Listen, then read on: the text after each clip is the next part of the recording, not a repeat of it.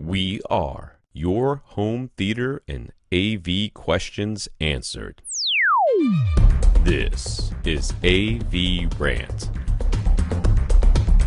Want your home theater or AV question answered by Tom and Rob? Send it to question@avrant.com.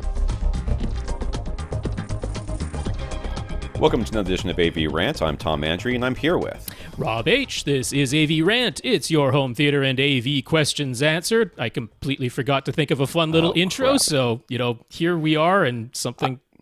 We were talking beforehand. I drank all my coffee while we were talking. We're talking beforehand. That's not fair. Now I got to get more coffee before the podcast even starts. This is the thing. We don't usually do that much preamble, but we had stuff to talk about before the podcast today, and that's what happens. Now you're going to have to go to the bathroom in the middle. You're going to have to get more coffee. No, I don't want to do that. I don't think so. I did go riding this morning, though, so I've been using many excuses to stand up in the middle of this podcast because my legs start to seize if I don't get up. I'm actually considering getting a stand-up desk just for this, or standing everything up so that I can actually stand during this, so I can move around a little bit. Because after cycling on it, I mean, I'm not going that far. I'm going less than 30 miles in the morning, but more than I could ever ride. The people who Twitch stream for 16 hours a day, don't they have those things they put their feet on that kind of move their legs around, those little vibrating... Is that a thing? Yeah, I don't know it's what that you put is. your legs on it and and it goes like this, like a cat massaging your feet, not necessarily pedal, but it's kind of like a rotating, or you can set them to randomize it so that you don't get a thrombosis is the whole idea of it. Thrombosis is an issue? I'm only sitting here for 2 hours. I guess I'm sitting longer than that. I don't know about these things. I felt like I need one of those. Yeah, I mean, that's what the people who stream for 16 hours a day use to make sure they don't die when they're 28. Somebody sent me an email today. What did it say? It was from Clint. It was from I already deleted it because it was stupid. Okay. Was that right? I did delete it, but it says something like 2 in 5 people are content creators nowadays. I don't know in what country this counts, but I guess that's got to be within an age group. There's no way that's universal. I was going to say, yeah.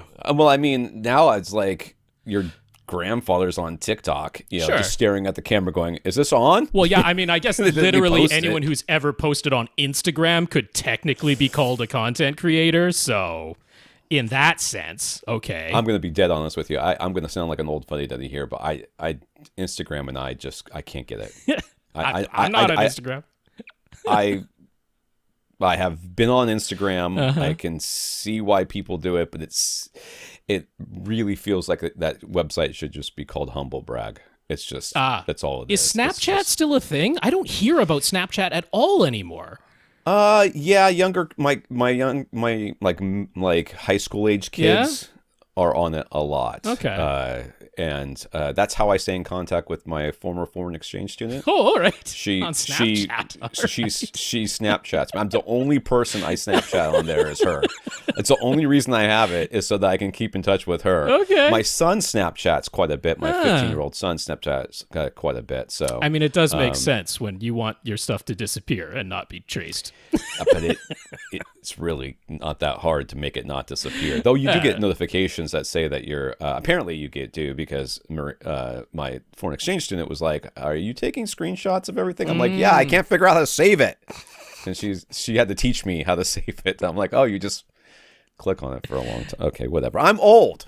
Yep. I'm feeling that way, man. That's how it goes. The march of time. It's my birthday next week. Yeah. Is that right? Yeah. Next week's my birthday. You're not going to get a year younger. That's not how it happens. No. When I was 20, I skipped 24. Yeah. Did I tell you that story? I told you that story. Yeah, my birthday was coming up, and my mom called me to wish me a happy birthday, and she said, "How's it feel to be 25?" I said, "I'm not 25, I'm 24." And she said, no, you're not. I'm like, "What?" I spent the entire 24th year of my life thinking I was 23. Right. So when I got to 25, there was a year missing. I was like, wait, I wasn't ready. I needed a year to prepare for 25. That's a quarter of a century. That's 1/4 the way to death, or whatever it is, in these days. So I was very upset. It was quite perturbed. Back then I didn't drink, so I just was mad about it, and that was it. But If I had been drinking back then, I would really hit the bottle. Well, hit the bottle. The bottle time marches forward, and so does this podcast. That's right. And this is not going to be a super long podcast either. It's not going to be a 2-hour one. We're probably stopping pretty close to it on 2 hours. Noon. Let's try. Okay. No, I don't know if we're going to make it to that. I got a new shirt. See my new shirt? Oh, look, it's a Baby Yoda. Baby Yoda, yes. It's like a $7 t-shirt from Walmart. I went there to buy something for my son, and I was like, dang you, Walmart, and your underpriced child labor t-shirts I'm going to have to buy because it has Baby Yoda on it. All right. This is AV Rant Podcast that answers your home theater and AV questions. To get your questions answered, all you have to do is ask by emailing us at question@avrant.com. I'm skipping the rest of it because we got too much stuff to answer. Question@avrant.com. Send your questions there. That's the place. That's right. That's all you need to know. Everything else, that's what I say to that. Social media, forget it. Question@avrant.com. I want to thank our listeners of the week. To become a listener of the week, you have to support the podcast in some way. One of the ways you can do that is emailing...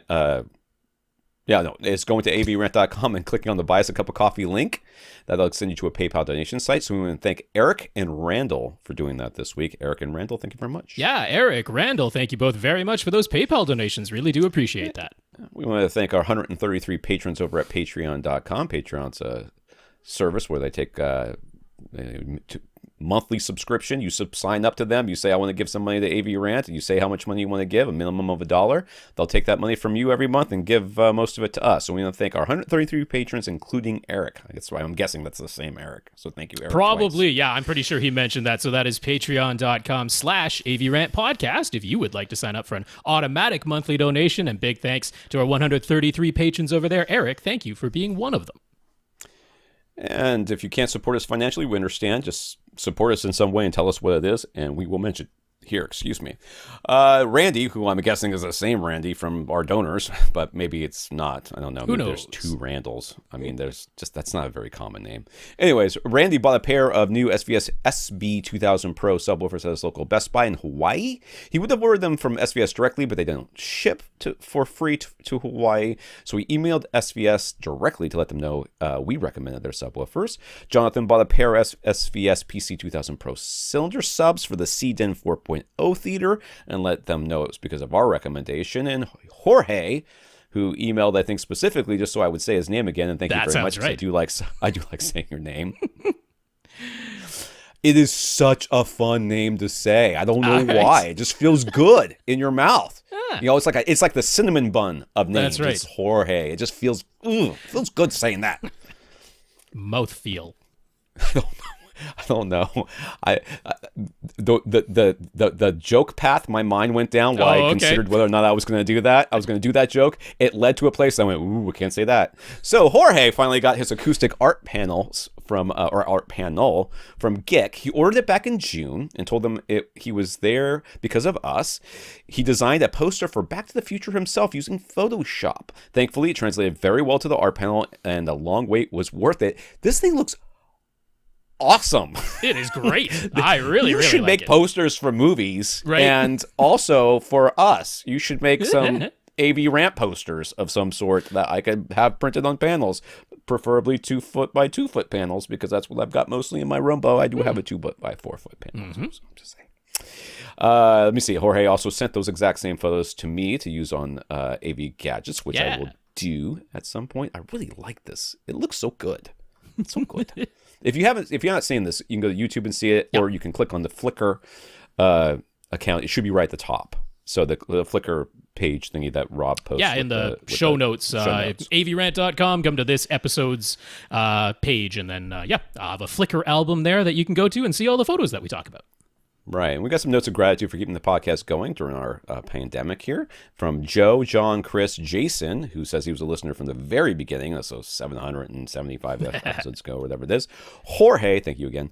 Eric and Randy. So Joe, John, Chris, Jason, Jorge, Eric, and Randy. Thank you very much. Yes, indeed. I'll go back up to the top to say Randy and Jonathan, thank you for talking us up to SVS. Jorge, thank you for talking us up to Geek and for giving Tom permission to use those wonderful poster photos on avgadgets.com. And then Joe, John, Chris, Jason, Jorge, Eric, and Randy, thank you all very much for those notes of gratitude to us. Those notes of encouragement are greatly appreciated. And a big thank you to everybody who continues to listen. So this is from our listener Josh. This is in the news here. Denon stealth launched a new S760H receiver.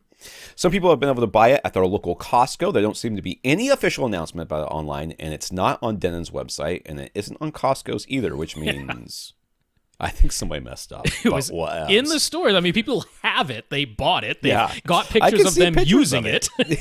No, there's a picture right here of a box. It's pretty hard to deny that it exists.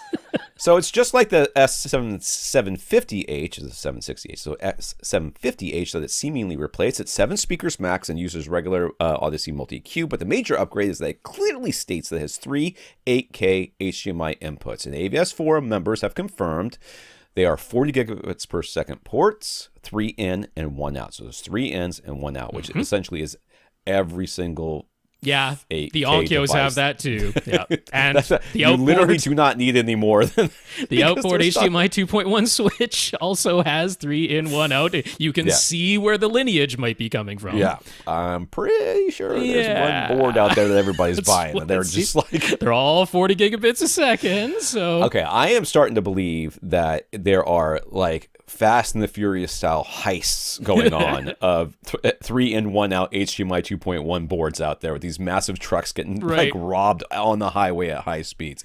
Anyways, they pass through 4K 120 and VRR variable refresh rate without a problem. So so there we go. Yeah, so I do have to say having that model number S760H is a little bit strange because so there was the S960H, and the models before that were the 750 and the 950, but the 960 came out in 2020. And this 760 is very clearly coming out in 2021.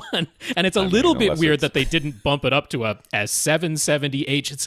It's strange. Usually they don't do that with their model numbers. Usually they make sure whatever year it comes out, it's very consistent. So still no idea if this if it's an indication one way or the other. Like, okay, obviously they can take that 3 in 1 out switch and build it into an AV receiver. This is evidence of that. But given that they called it a 760, does that mean we're not getting a 970 this year? Which might mean maybe we're not getting, 2800, 3800, and so on to replace the 27 and 3700. It's hard to predict exactly what all of this means, but it'll happen at some point. HDMI 2.1 that actually works built into an AV receiver that you can buy, it will happen at some point. And if all you need is 7 speakers and your Costco has started selling these, then, maybe that can be you today. Right. This is obviously one of the only receivers that we can recommend right now, right? I guess so. I mean, it's kind of hard when you can't place an order online. The Yamahas are still awaiting the firmware update. Right. So the Yamahas still don't work yet, so we can't recommend them. So now we're on to this one. But and the Onkyo only 7 speakers. Yeah, the Onkyo pre-production models, they work. There's plenty of YouTube videos of people using them and demonstrating that they work, but they're not officially for sale yet as we record this today. All right, news from Sofabaton. They posted more updates about their forthcoming X1 hub-based universal remote that still has about a week left on Kickstarter as of today. As of you hearing this, There's as of the day we're recording this, it says there's 11 days left. So by the time you're hearing this, about a week left. Friday. Yeah, about a week left. Anyway, so this is the one that we're all banking on as having the answer for the Harmony disappearing. For no really good reason. So they sent out pre-production units to a few YouTubers, and they've answered some questions that we had about the X1. So it's definitely got backlit keys, although not all of them are backlit, but most of them are backlit. Yeah, I'm sure you can feel the direction circle and the OK button, so that should be okay. And then all the main buttons below that are lit up, and then the 4 colored buttons, the red, green, yellow, blue buttons, those are not lit up. But this is still pre-production. One guy had a pre-production model where none of them lit up, so who knows, things might change. But yeah, backlighting is certainly part of the plan, if nothing else. Luckily, the scroll wheel is also a button, was one thing I thought they should definitely do, and they did that. So, and it's how you drill down into your devices and activities, but the button to navigate back is a bit in an awkward spot in the upper right-hand corner. Yeah. It's the upper right-hand corner of the keypad. Of the entire remote. the upper right-hand corner of the, like above the screen. So the scroll wheel is below the screen, and then the button to go back on the screen is above. It's not right the there screen. Below the scroll wheel to the left. That doesn't say back. No, that's your previous button. That's your channel previous button. That's like going back in the menu of whatever source device you're using. In terms of going back on the screen of the remote itself, that's the upper right-hand corner little back button up there. So it's a little bit awkward because using it one-handed, you kind of got to scoot your hand up, or you've got to use this thing two-handed. So that has been the number one immediate complaint that everyone has, is that navigating the screen is not quite as single-hand friendly as we might like. So there's a universal off button in the upper left, which is just like the Harmony remotes. The Sofabaton U1 didn't have that. The screen is definitely used to provide soft buttons, but and you use the click of the scroll wheel to press them. You can have as many phones and tablets as you want paired to the hub, and those give you on-screen buttons for all the commands. Just swipe for more pages, and there's like just oodles. So, I mean, the thing I like about this is if you find the soft buttons on the remote itself to be a little bit cumbersome, and it's a not very often used command that you're trying to get to, if you have your phone on you and you bust that out, it's pretty easy because they just throw like all the soft buttons onto a page on your phone. I mean, they can exist on the remote itself as well, but going through it all with a scroll wheel and a click might not be quite as easy as just busting out your phone. So, I mean, it's not necessarily 100% as intuitive and easy to use as I might completely hope. I think they could actually do with a few more hard buttons on the remote itself. But the capabilities is what I care about even more, and it seems like it's pretty close. It's pretty close to what we want. Yeah. So the IR signals are coming out of the hub and its extenders, not out of the remote itself. If you want to learn IR signals from your original remotes, you'll point them at the hub. The one thing that I guess the one thing I thought, and maybe I'm sure somebody else has thought this, but I didn't see anybody else talking about it, was the Harmony hubs came with like the little sensors that you stick to the front of your device, right? Yeah. Which is typical, but they also came with blasters, like a little half moon thing. In the box, they came with, so the main hub itself was a big blaster on the Harmony hub. Right. And then it had two mini blasters that came in the box, at least with the Elite. To get the ones that were what they called the precision IR, where you stuck them physically onto the device you wanted to control, that was a separate purchase. Okay. So with the Sofabaton, it comes with 3 tiny mini blasters, 2 of which almost look like they're precision, but they're a little bit bigger than that. So you've got like 3 little mini blasters. Like one is a single mini blaster that's fairly large and will clearly work for a large number of devices. And then it's got one that's like split into 2 smaller ones. But it is just a 3.5 millimeter mono jack on the back. It is just sending out regular IR commands. So if you already have a precision IR extender cable, there's no reason that shouldn't work with this. They haven't changed anything of the signaling. So that should totally still work. That's what I'm thinking. Yeah. Yeah. And, Andrew wanted to write an article about Harmony remotes and whether or not, we should still be buying them, now that they're, can you? Where can you get one? Well, I don't know. Yeah. He's like, well, if you can find one, you blah, blah, blah. I was like, I don't care what you read about that thing, as long as somewhere in there you say, don't feed the scalpers, because that's my number one. You cannot. And we don't have any guarantees of how long Logitech is going to continue to support their online database, because you cannot set up a Logitech remote without connecting to the internet. You have to connect to the internet and connect to their software to do it. There's no other way. So how long they will actually support that on the back end, we don't know. So this is why we have great hopes for Sofabaton, because at least at this point we have no choice but to have at least they're moving forward and not stopping. So everything else would just be, I don't even want to think about the alternatives. Right. All right, we got some comment here from Gurinder. We wanted to mention a lot of Harmony remotes have been rubberized, have a rubberized backing that tends to degrade and get sticky and gross over time. That certainly happened to his, but you can fix it by just rubbing it down with some acetone and a lint-free cloth. Sometimes the logo on the back will rub off, but it works like a charm. All right, there you go. I didn't know about that, but that's fine. Acetone, if you want an easy way to get that, is nail polish remover. Nail polish remover. Yeah. Acetone-based nail polish remover, because not all nail polish removers are acetone based, but you can look for that if you're like, I can't get 100% pure acetone, so nail polish remover will do the trick just fine. All right. Questions here. Karl, for the room above their new garage, Karl and his wife, she just goes by E, the letter. That's right. I guess she's a model of some sort. Or a singer. channel. She could be. She is a television channel. channel. There we go. There's Carl's no married. exclamation point. Carl's married to a television channel. We figured it out. We sussed it out, Karl. Married to the channel that gave us Joel McHale. So there we go. She just goes by E. I assume her name is Emily. I don't know why, but I just don't know anybody who has ever gone by I'm pretty E sure he did write it in an email once, but I'm not going to say because she just goes by E. And you know me, I didn't read that email, so it doesn't. I'm just making stuff up. E, whatever, and they're intended to make it as close to completely, utterly black as possible. Not only will it be completely blacked out theater, but also be a bit of an art project. In their imaginations, they're picturing the entire room, including the floor, being Vanta black levels of that's a terrible idea. Darkness for the surfaces that can't be painted. They're interested in using Musou black, I'm going to say that's how you say that, Musou black, which is the most light absorbent paint in the world that's available for public purchase at 99.4%. It's expensive at about $165 per liter, but they're okay with that.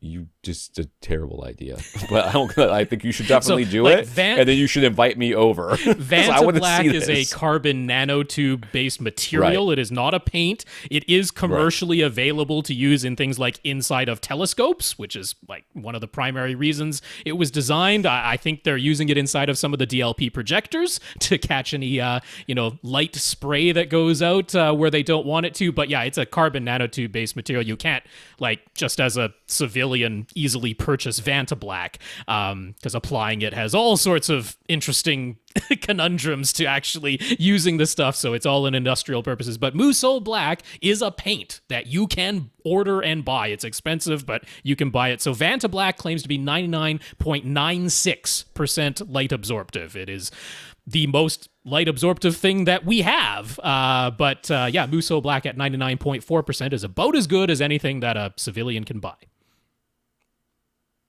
100 ml bottle is 2,500 something yen. I guess that's what that is. I don't know what that is. I think it is yen over there. Yeah. However, some surfaces will need to be covered in fabric, and then there's the floor, of course, which still needs to be something you can actually walk on, and will likely be carpet. So, what are the blackest, most light absorbent fabric and carpet options? Carpet, I really don't know that you're going to be able to find a truly black carpet. It's not going to be this level, but carpet is almost always got some variation in it, just so that it hides dirt. And then black in particular is not a color you want on your floor, like full stop, because you would think it would hide all the dirt really well. It's like exactly the opposite. It just shows when all the everything dirt because reflects more light than the carpet itself. Then but for fabric, you're going to be looking at the same sort of stuff that you would use to outline a screen. So that's velvet, some sort of velvet, and I'm sure there's more or less reflective versions out there that Rob will tell you about. But the carpet, good luck. Now, I was looking at this and the paint and all that. I guess Mike, I kept saying, this is a terrible idea. The reason is from my perspective, of course, is just resale. You're going to have to sell this house at some point, and then this is going in their room above their detached garage, so it's not in the house proper. I understand, but somebody's still going to walk in there and think that you have killed people in that room. Okay, you will have to explain in excruciating detail how it's not some sort of 50 Shades of Grey torture chamber. He said I've never seen the movie or read the book. They were basically hoping that you stand outside of this room, lit outside of this room. You open the door, you put your hand into the room, and your arm disappears. Like that's how black they're hoping it can be in there. Okay. Well,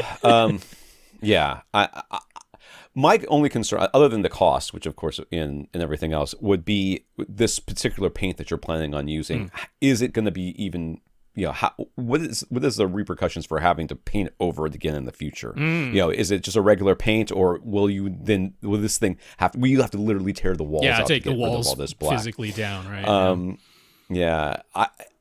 I guess for me, if you have complete light control in the area, there's really just putting up the fabric that you're talking about, the velvet and stuff, and just leaving everything else normal. It's just so much easier than what you will end up, and the experience will be the same.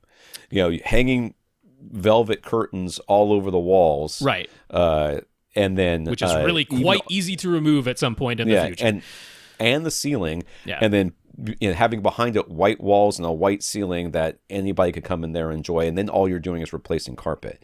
I mean, the cost savings would be huge. I think the difference in your experience would be minimal. Mm-hmm. Compared to paying this exorbitant price per liter. I mean, do you know how many liters of paint you're going to go through for this room? I mean, the room isn't huge, thankfully. It doesn't matter. I mean, it doesn't matter. A gallon is just 3.6 liters or something like that, or 3.8 liters. And, a normal sized bedroom is going to take a full gallon easily. Yeah, and if you probably in this kind of situation, you're going to end up putting more coats than you think you're going to put, just trying to get that totally uniform coating that you're looking for. And then, like Rob always says about these paints that are, matte would be best, but you put up matte and you look at it wrong and you scuff it. Yeah, and then this definitely has to be matte. That is most definitely the point. There is no such thing as a glossy version of Musou black. But so you would have to not touch the walls at all. Yeah, like ever. You'd have to be really careful. And nothing else would Dust would show up like touch the walls. I just think putting up velvet curtains or velvet, line all the walls and the ceiling with velvet, get the darkest carpet you can, and then call it a day and not do all this phantom black. And I'm going to show a picture here that is comparing 3 of the blackest velvets that always get talked about on AVS Forum. And big thanks to Gurinder, because he is the one who actually took this photo when he was looking for the blackest velvet he could find and did this comparison. And one of the things that you're going to see, and I'll put it up on YouTube right now, is, so first of all, right away, you're going to go, well, that can't possibly be the blackest black because I can see it. It didn't disappear. It is clearly reflecting some light, and he's got his projector just shining pure white onto these things.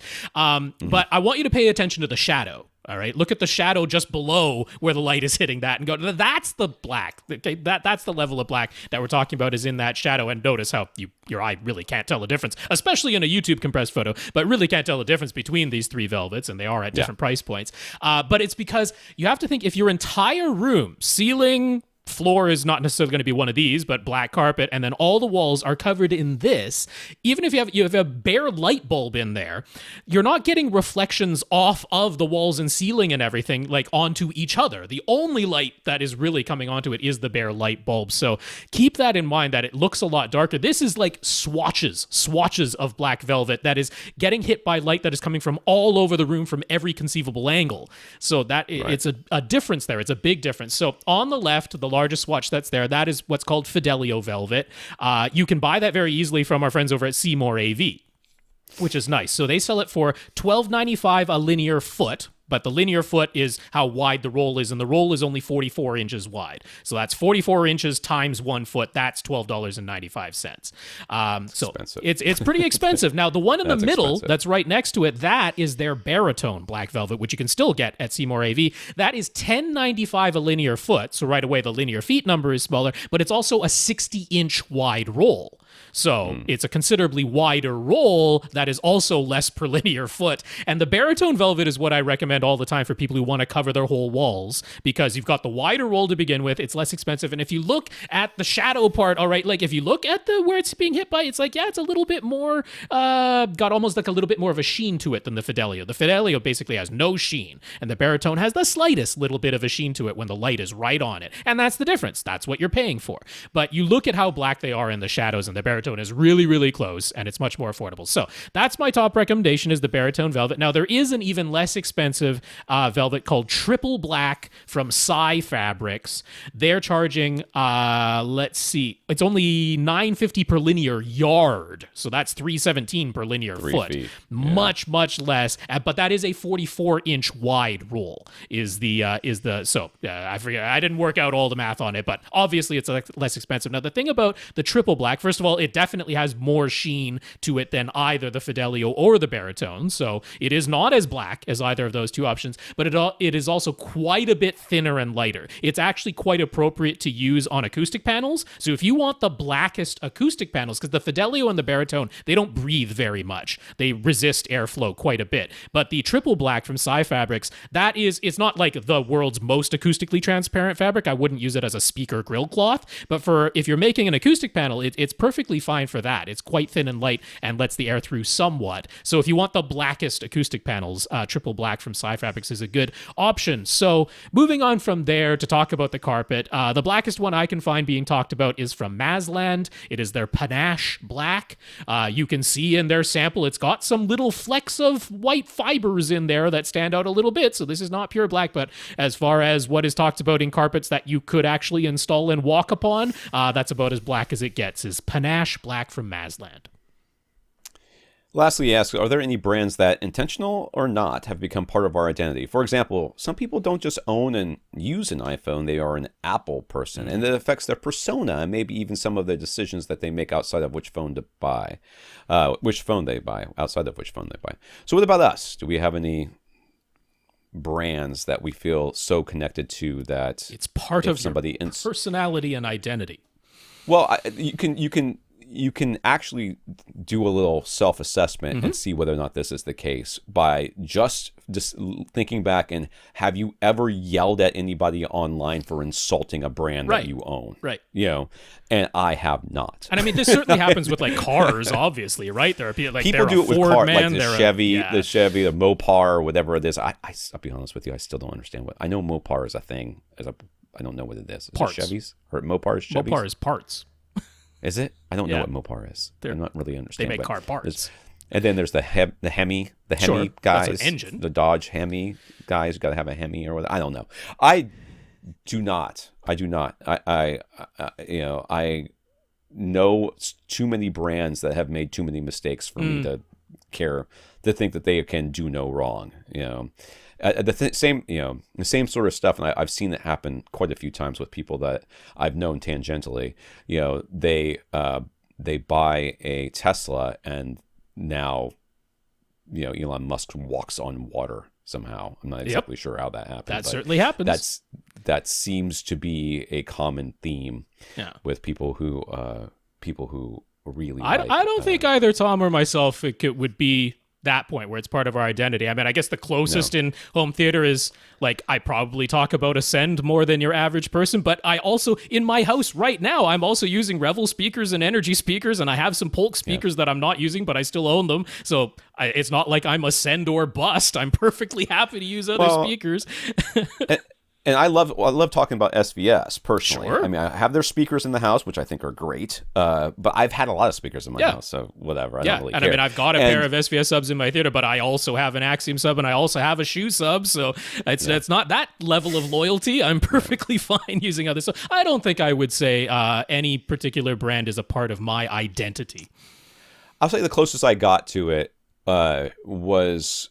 And I think we talked about it a little bit recently. There was the allegations against Joss Whedon, and when those allegations came out, my initial visceral reaction to that was to be defensive. on his part, and it was simply because I've liked so much of his stuff that I didn't want to believe that he could be a bad person or could have made some bad decisions. I mean, let's not call him a bad person. Let's say he's made some bad decisions.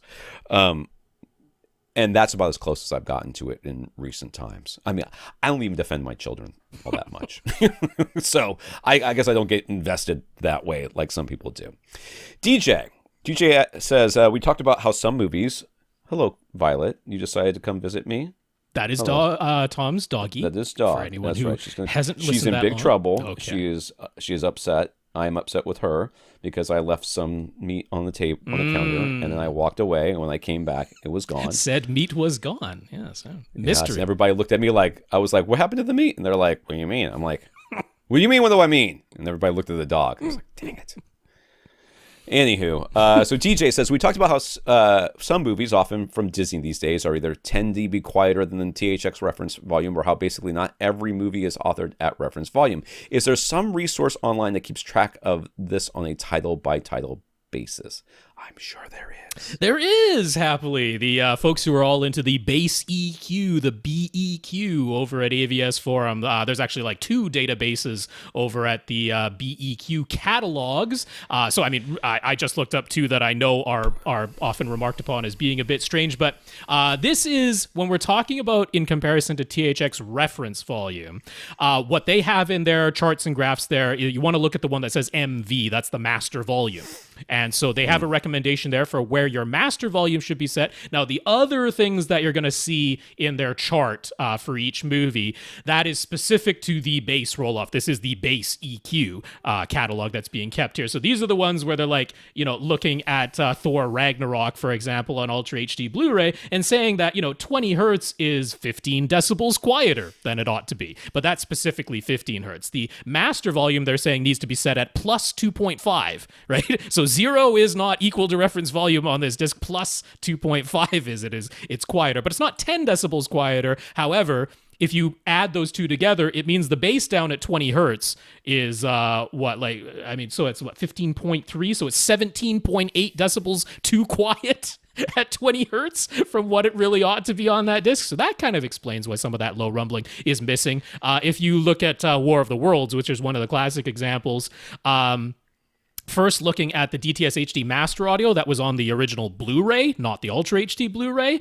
So, I mean, that one, they've actually got the deepest bass, which is like they have a 10 hertz figure because, of course, the people on Bass EQ and AVS Forum are measuring down to 10 hertz. But that one, you actually had to turn it down on the DTS HD master audio volume. It was boosted too much at 10 hertz. They gave it a little boost at 16 or something like that. But the master volume on that one, they have it set at -4 to equal THX reference volume. You actually turn the master volume down to -4.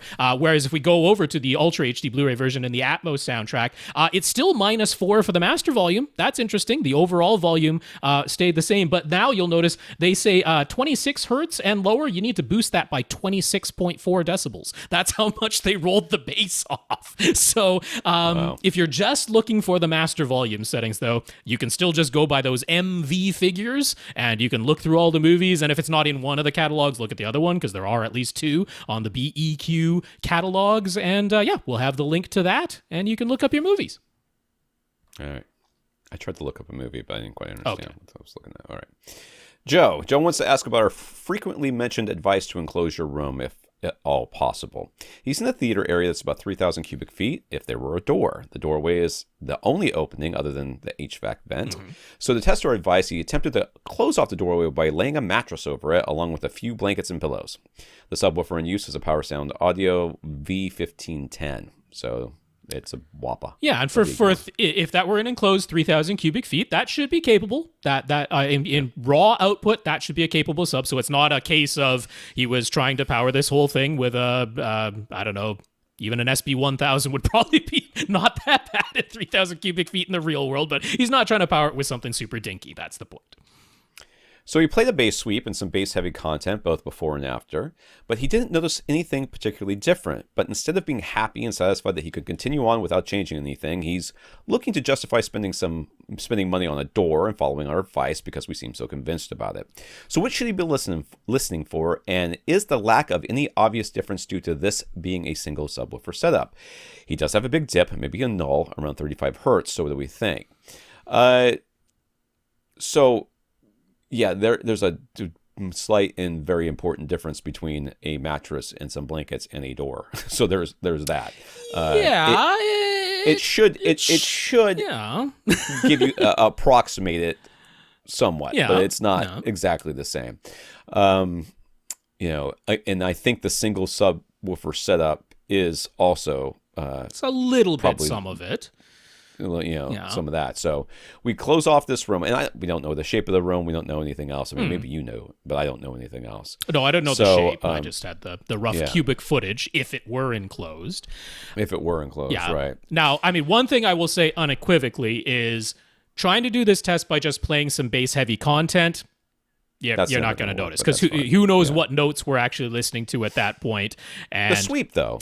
Yeah, the sweep should tell you something. But even that, because, when we're talking about pressurizing a room, and I mean, we're talking about sound pressure level at all times. So if you're saying, okay, right. I play a sweep and I measure that sweep with a microphone, not my ears, and I see that the sound pressure level at, let's say, 20 hertz is whatever it is. I was playing the sweep at 85 decibels. That was supposed to be the average amount of, that's what the signal said to play. And when I measured it and I had the door wide open, I measured 82, let's say, just for the sake of argument. And then I put up the mattress and I put up the blankets and everything to seal off any gaps or whatever. And maybe I measure 82 and a half, or I measure 83 or something. And it wasn't a difference I could notice with my ears. And what's being measured there is hardly anything. And doesn't that indicate that, the sound pressure level is the same whether I have the door opened or closed? And that can be the case when you're measuring playing a sweep. Where it starts to become noticeable, though, is when it's a sustained note. And this is the same idea as, let's imagine you could blast the entire room full of water in like one giant blast, all right? But it only lasted for a 20th of a second. Okay, so that happens versus you're trying to sustain that pressure over an amount of time and the door's open. that's a little bit of the, just to picture, that's not a perfect analogy, but it's a little bit of picturing it. You could change your sweep and just have it go from like 40 to 20 hertz or something like that. On and then repeat. Hold each note. Yeah, a longer hold each sweep. note. Yeah. Yeah, hold each note for longer. And what you would be doing there is not only listening for volume changes as it went down or whatever, in comparison to with the mattress not there, but I think you would more likely feel the difference. Well, and this is the other fact of it, which is we have no idea what volume he played the bass sweep and the bass heavy content at. Now, I'm sure he played it at something that he considered loud, but we don't know what the actual decibel volume was that he played it at. If you're playing at what you normally, or let's say he knew he was probably going to have to play it louder than normal, but that doesn't necessarily mean it was 95, 100 decibels, something like that. Which is not pleasant to be in. Which is not at all pleasant to be in. And then on top of that, it was just a sweep where, what's actually playing down at 25, 20 hertz, it exists for a very short amount of time when you're talking about it being a sweep playing. So to not notice that with your ears is not tremendously unexpected. I mean, particularly if you were playing it at something like 75, 80 decibels, which again is darn loud, right? You start the sweep at 300 hertz and it's 80 decibels, you're gonna be like, that's a loud sweep. Surely I would notice it. But surprisingly, it has to be louder than that and longer in duration that for you to pick it up with your ears or pick it up with the feeling in your body. You should be recalibrating between, door existing and door not existing. You would rerun your Odyssey, you would rerun all that. Geez. And it also it would also require you, honestly, if you would have put a door there, the first thing you would do, even if you just had a single sub, is you would redo your subwoofer crawl, because you've changed the dimensions of your room, and the space that you have it right now is maybe no longer the best space because of that. So it's hard. And I really appreciate this question because he's trying to determine whether or not it makes sense for him to put a door there, financially and effort-wise and all that. Well, other than just on faith that we say it's going to make it's going to make a big difference. And again, I'll go back to that article that I wrote on AV Gadgets where it's like, is it time to upgrade your speakers? And like, out of the 6 points, 5 of them were about making sure your room was right before you even got close to buying new speakers. And this would be the same thing. If you are in a highly reflective room that has almost no bass trapping or room treatments, I don't know what your room is like, and you're like, should I get a door because it'll make things sound better? My answer is probably, well, you should treat the room first, and then we can get the door, or you got to plan on kind of doing both of them. Well, I think so. I mean, there is, there's only so much that one small change can make, and that includes buying very expensive speakers. You can't just go out and buy very expensive speakers and expect everything to be fixed. It's a system, all of this, and especially with bass. With bass, it's not, and I get this constantly, and I'm, somebody was asking for a receiver recommendation online, and I got a lot of people, well, get this one because it has discrete subwoofer outputs. I'm like, oh God. And I don't want to have to go through the whole rigmarole of explaining to them once again why discrete subwoofer outputs, while convenient, aren't necessarily what we want. And there's a real reason for it, and it's because the bass in the room work together. Yeah. The subwoofers in the room work together to create the bass. So by adding the door, you've limited the amount of space that is going to have to be filled, which means you will be able to pressurize it more easily. Will we still want you to get a second sub? Yes. Will we still want you to get room treatments? Yeah, for uniformity. Room treatments and bass trapping? Yes, because all these things are necessary in order to have a good sound. You don't just go into a movie theater and they have, a tower of speakers up front and nothing else. They have absorption around, behind the screen. They have, carpet lining the walls and everything else. I mean, there's other things. There's acoustic tiles on the ceiling. There's other things going on. It's not just one thing. So I appreciate this question. I don't know how to tell you to test it so that you can feel reassured. And I mean, the other thing is he is talking about like having a room where the only permanent opening is a doorway sized opening versus, we talk to people who their entire left, there is no left wall. It's just open to the kitchen. And so, I mean, again, the analogy of filling the room with water is never a perfect analogy, but it's just so much easier to picture when we're talking fluid dynamics. And so the idea of, okay, you've got a room filled with water and the only opening is a doorway versus there is no left wall, that is a big difference too. So it's not as though having most of the wall there and the only opening is a doorway does nothing. That definitely does something to how much pressure is kept within the room. That has a big impact versus there's no wall there whatsoever. So by closing off the doorway, like percentage-wise, that's a much smaller change versus I have no wall, period. Right.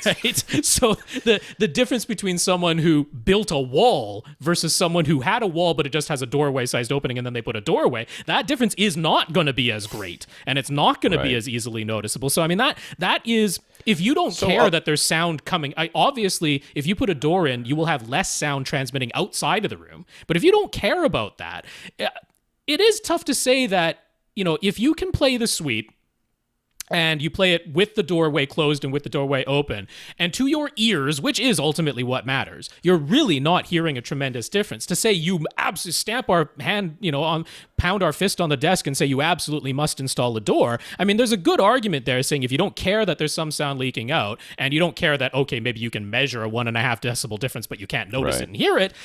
Yeah, there's justification there to say maybe I don't really need that door. So the reason to close off the room or to have a room closed off is usually, in most cases, is because it's easier to get more uniform bass with two subwoofers in a rectangular enclosed room. Yeah. You can buy smaller subwoofers, save money, and get the same, get the adequate pressure that you need, sound pressure levels that you need in that space, and obviously for sound, to reduce sound transmission to other parts of the house. So those are like the three main benefits. There's other ones, but those are the three main benefits in your space, in your room with your subwoofer.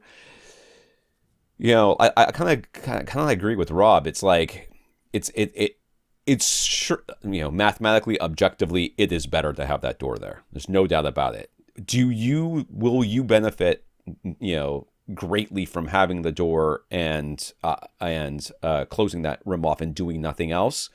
I don't know. I think that you have to commit to also doing the rest of the things that you also need to do, which include room treatments and maybe buying a second subwoofer if you care about more than one seat in your room.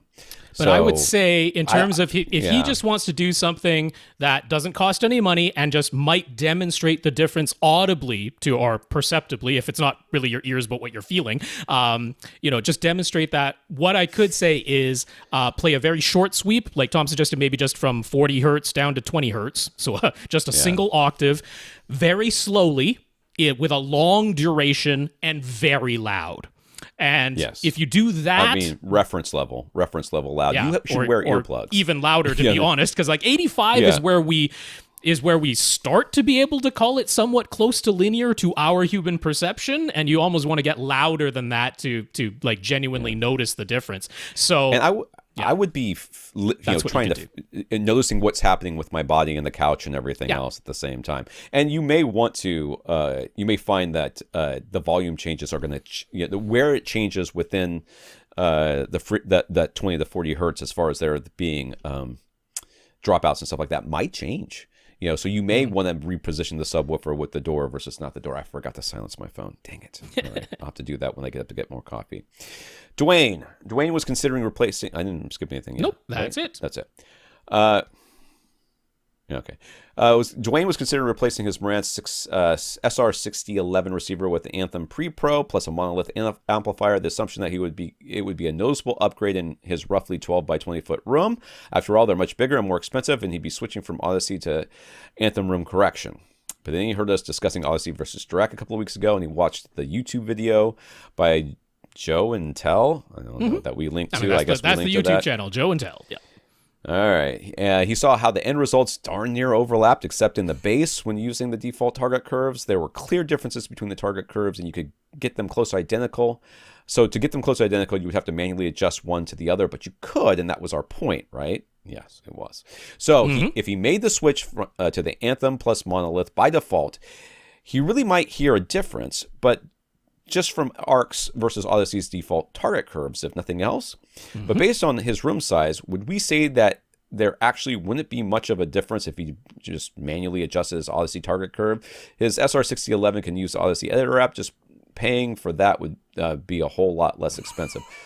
12 by 20 foot room. 12 by 20, that's the thing. You would have to have the world's least efficient speakers, and you would have to have them on the front wall and you sitting on the back wall for me to suggest that you might even need an amplifier, much less. I mean, you know what, DJ, just double shot yourself for this one, because we're crushing stuff left and right over here. I'm sorry. No amplifier for you, sir. I'm sorry. You do not need it. There's no room. My favorite question ever is always has to do with clip speakers and whether or not an amplifier is a good idea. I'm like, what, are they sitting at somebody else's house? Is that why you need the amplifier? You do not need an amplifier. I can't imagine what speakers you could possibly, consumer level speakers or even esoteric speakers you could own that would justify you needing an amplifier in a room this size. It just doesn't happen. Yeah, the room size is a big consideration for sure. If you were telling us you have a much larger room and you're sitting much farther away and your speakers aren't very sensitive, then mathematically we could absolutely get to the point where we would say an external amplifier is justifiable. However, would you also need to buy a different dedicated pre-pro versus just using the pre-outs that your SR6011 already provides you? Or even if Dwain is just the person who, he's completely aware of all this, he just wants to have an external amp. We got no problem with that. If you're essentially buying it as jewelry or just because you want the thing and it makes you feel good and the money is not a problem, no problem with that. But you could still just connect it to the pre-outs of your SR6011. So you're absolutely spot on in terms of what we're talking about. If you bought the Anthem Pre-Pro and you just straight in swapped it for your SR6011, let's say you had bought the amplifier first and that wasn't going to be anything that might be responsible for a change in sound, and you're just comparing preamplifier to preamplifier, then if all you ever did was use the default Odyssey target curve and then you just used the default Anthem room correction target curve, and you came back and told us, I heard a difference and I prefer one over the other, we go, absolutely, that makes sense, because their target curves are legitimately different. If you overlap the two things that they're aiming for, their targets, they are different. So if they sound different, not a huge shock. But the question is that inherent? Is there no way to overcome that? If let's just say you like the Anthem target curve better, is there a way, with some effort and some time, let's be truthful about this, this is not going to be plug and play simple, but with some effort and time, could you make the Odyssey target curve and the end result sound like the Anthem room correction target curve? And the answer is yes. Yes, you could. And I love that Joe and Tell has that video out there, because he was surprised by it. He's, you could tell he was surprised. He's like, there's no way that either one of us was surprised, though, right? I know I wasn't surprised. He was like, these like overlap. I was like, yeah, that's the idea. But I mean, it's great because people don't believe it. People don't believe that it's possible for them to overlap. One of these is newer and costs more. It must be better. Must be better. There's no magic. They all use the same types of filters. Some of them have more filters. Dirac does do... and we're not even talking about Dirac with Anthem, but in the case of what Joe and Tell was comparing, it was Dirac versus Odyssey. Dirac does makes some calculations that Odyssey either doesn't make, or it makes them in a slightly different way when it like they sort of do 3 separate calculations, but you end up with one end result. You can only apply one equalization curve to the end result. You can only apply one set of filters. Yeah. So all of it is summed together at the end and put together. And when you measure the end results, if you take the time and you put in the effort and you do the manual adjustment, you can make those lines essentially overlap. So Dwain, if you just really want to buy an amplifier because you love it and the money's no problem, we don't have a problem with that, but don't expect that to make some huge miraculous change to the sound because your room size doesn't demand it. I think the $20 app and then playing with the target curve. Yeah. I think what you're going to find very, very quickly is you play with the target curve and you're like, I don't really know there's a difference. I know you don't really know. I mean, you can. If you put in a big old boost in your bass, you will notice that, sure. Or if you can absolutely make some sure that there's crazy hump at 1.5 kilohertz, you're gonna hear that. But if you're going for what we're going for, which is accurate sound, and this is I feel like we take the fun out of home theater and audio, But nobody goes, oh, I want my picture to be more warm. Nobody wants a warm picture. It's like, what do you mean warm? I mean, you'll be like just a little bit redder.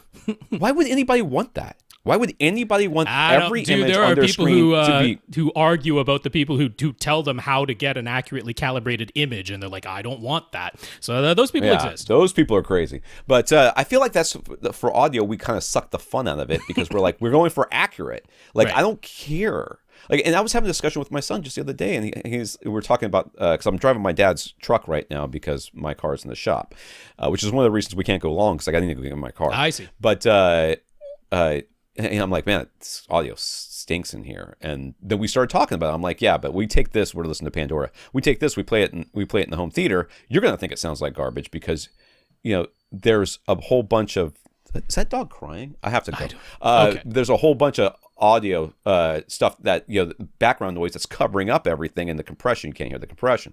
Well, then we started getting the compression, was the whole thing. So I don't know how I got on that, but here we go. Okay. John Q in the Philippines. This one really needs you. If you need to go, do you want me to skip forward to the next one? We'll come back to John. No. Okay. I can hear her. Hold on. I think you just stopped. Violet, come here. Great podcasting content right here.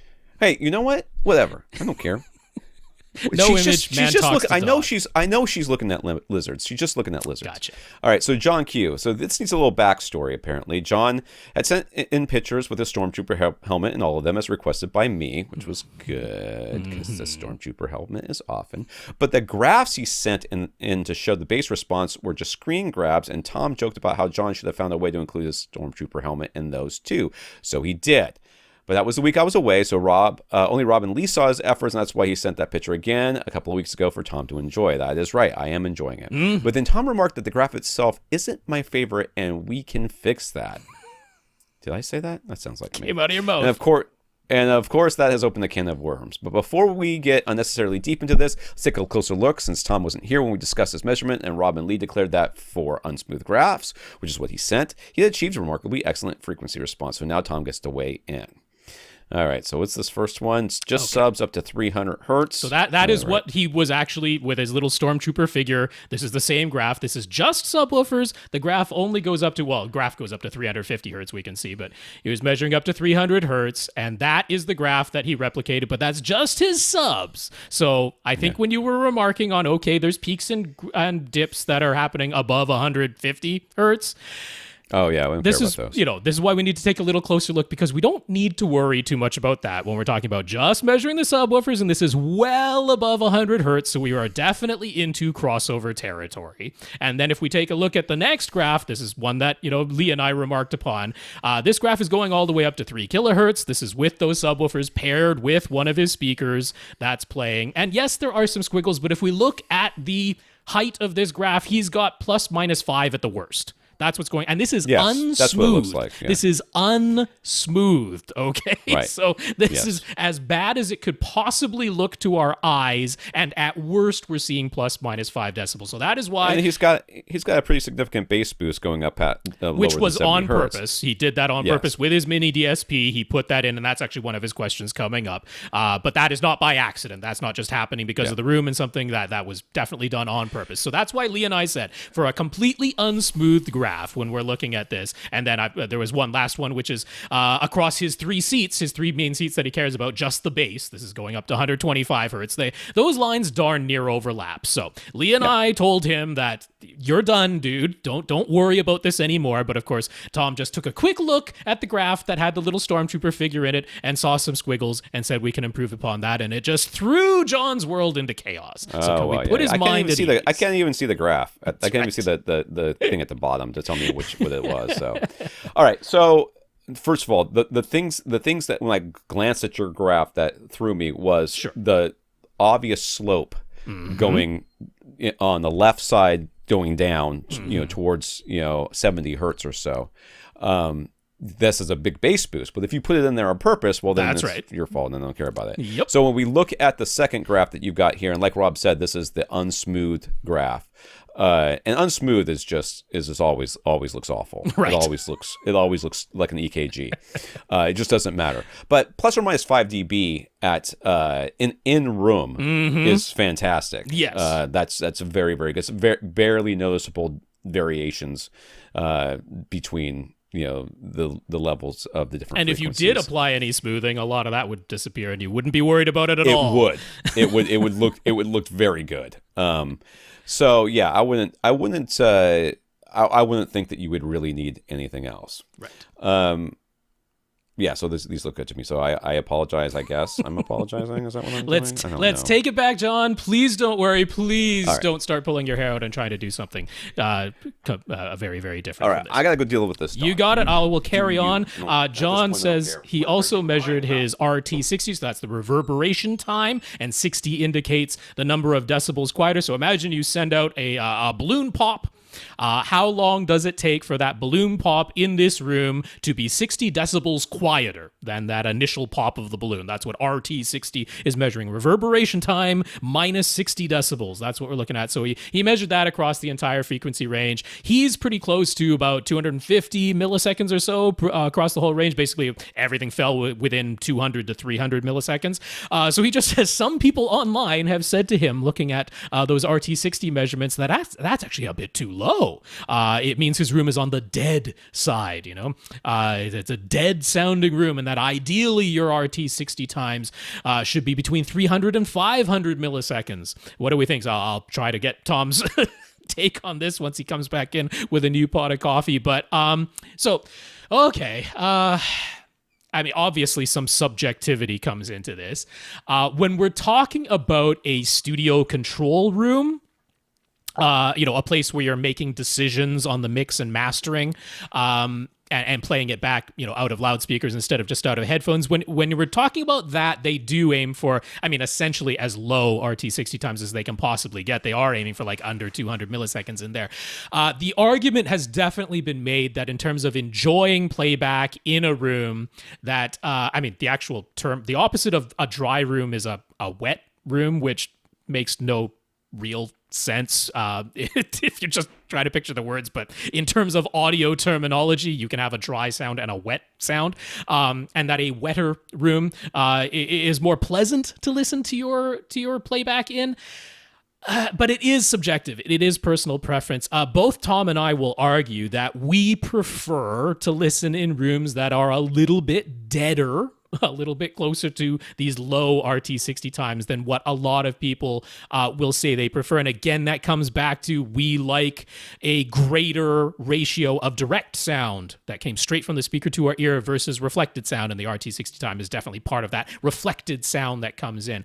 We tend to prefer that because, I don't know, some people think it's more analytical or whatever it is. We just like the accuracy of knowing that what's being delivered to our ears is very close to what the signal said to play. And there's the distortion, the time distortion of reverberation times is not entering into that, that perception of it. So first of all, most of John's times were like 250 milliseconds. You're really not far away from the 300 to 500 that is recommended. And I will say that figure is out there. That it's not like that was being pulled out of someone's behind full stop. That figure is out there.